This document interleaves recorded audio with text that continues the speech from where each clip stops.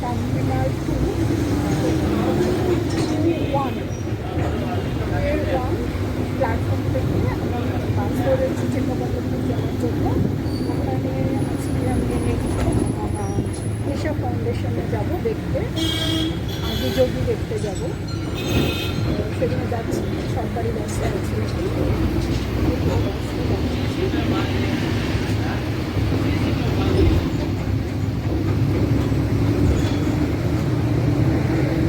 কেম্পেগৌড়া তো ম্যাজিস্ট্রেট থেকে বাসটা ছাড়বো চিকাবল্লভপুর যাওয়ার জন্য। ভাড়া হচ্ছে 81 টাকা। তো এখন একটু দাঁড়ানো যে আমি আটকেছে বলো, মোটামুটি 1.5 ঘন্টা লাগে চিকাবল্লভপুর পৌঁছাতে।